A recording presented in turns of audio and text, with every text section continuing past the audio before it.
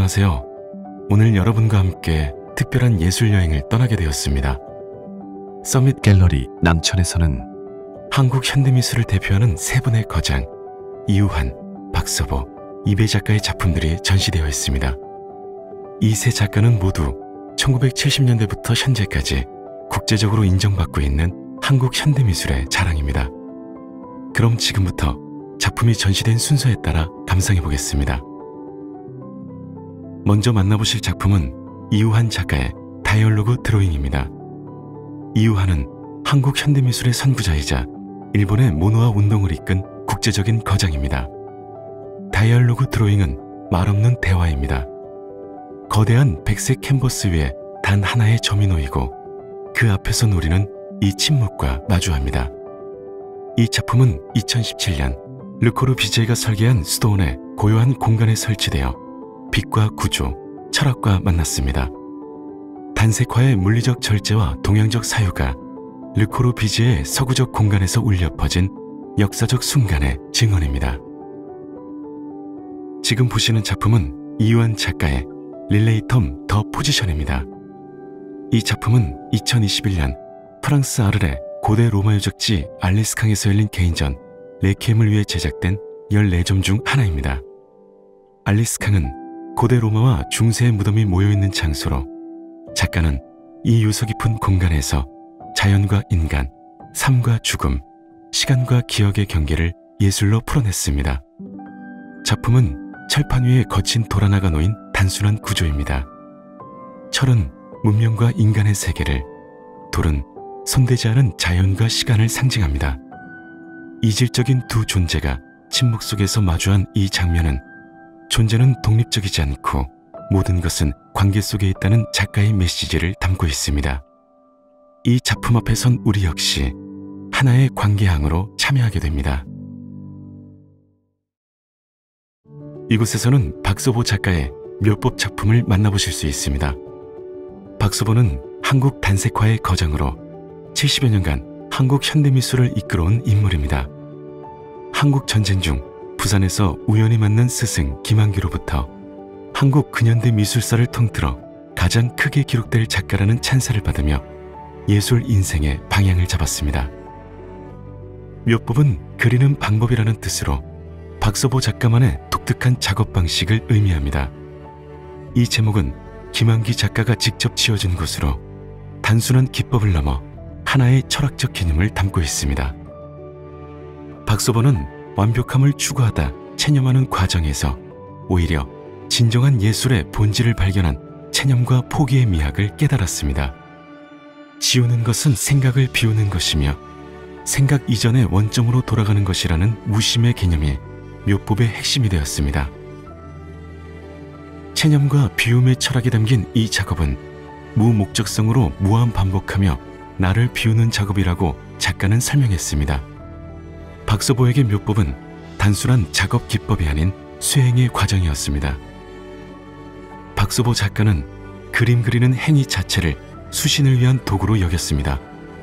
이러한 수행적 접근은 결과를 위한 행위가 아닌 과정 자체에 집중하는 반복적 행위를 통해 내면을 정화하는 동양적 세계관을 구현합니다.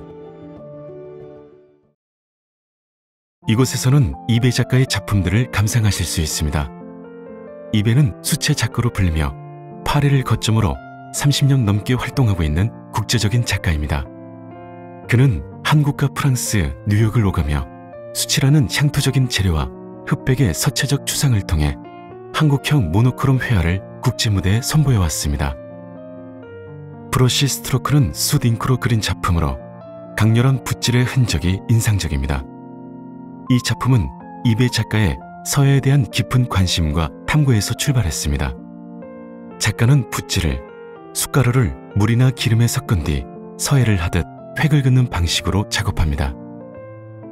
이배 작가는 서양의 유화 물감이나 아크릴로 페인팅을 할 경우 표면이 앞으로 튀어나오지만 동양화의 경우 먹이 한지에 스며들어 안으로 들어간다며 자신의 작업 철학을 설명했습니다.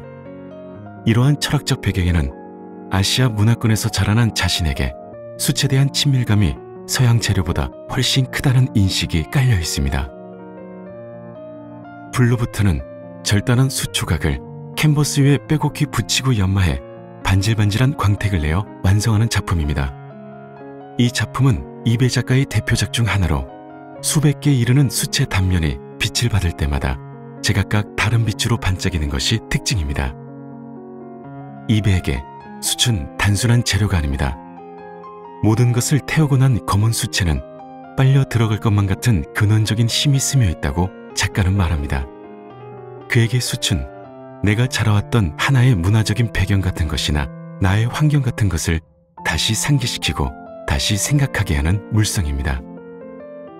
나무로 태어나 자신의 몸을 태우고 수치되어 땅으로 돌아가는 순환 구조는 관람객을 시간에 대한 성찰로 이끕니다. 이배의 작품은 체험과 비움, 동양과 서양을 연결하는 현대적 반복론을 보여줍니다.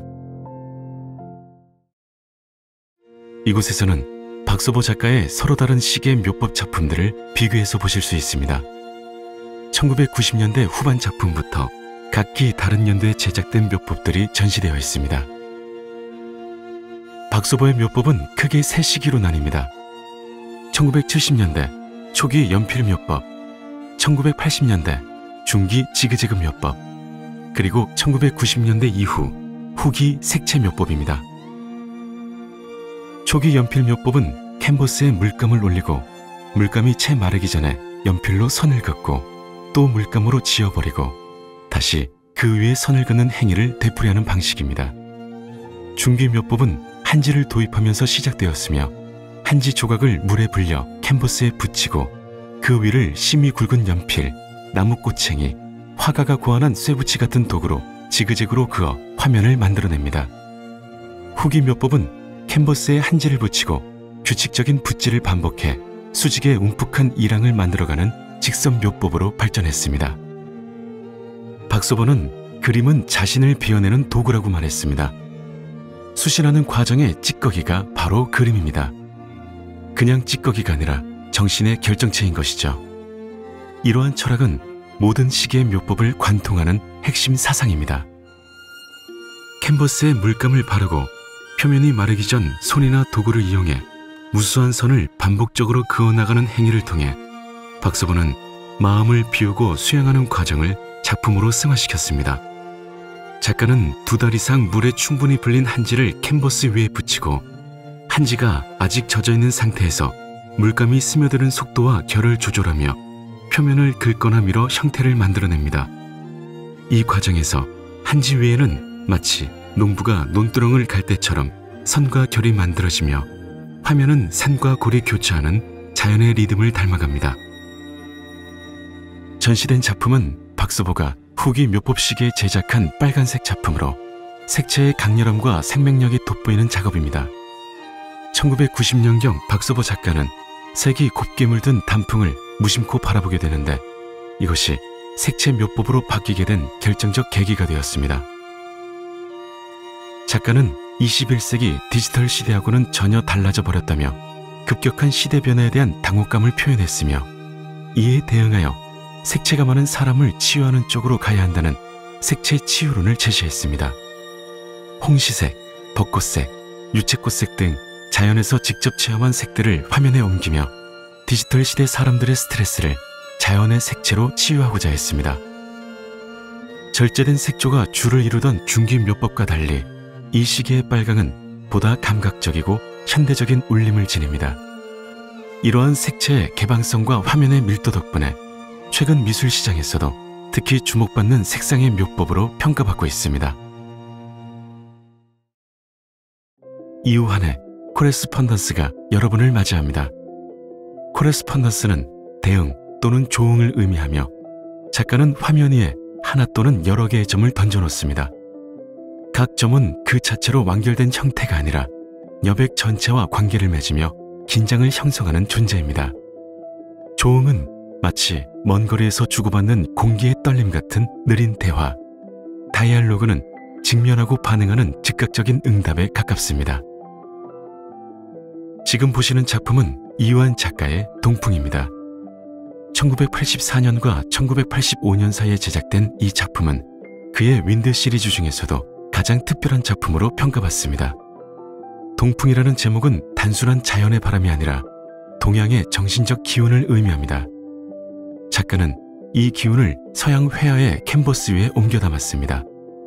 이 작품은 특히 윈드 시리즈 중 유일하게 푸른 색조의 석체 안료를 사용해 제작되었습니다. 동풍은 이유한 작가의 작품 중에서도 미학적 완성도와 상징성, 희소성이 모두 돋보이는 대표작으로 실제로 이 시리즈는 미술 시장에서도 가장 높은 가치를 인정받고 있습니다. 이 작품은 이유한 대표 시리즈 중 하나로 유화와 미네랄 안료로 제작되었습니다. 점과 여백의 대화를 통해 절제된 화면 속에서 응축된 에너지의 울림을 느낄 수 있습니다. 1980년 1월 15일에 제작된 이 작품은 이유한의 초기 점으로부터 시리즈에 속하며 점이라는 최소한의 요소를 통해 무한한 의미를 생성하는 작업입니다.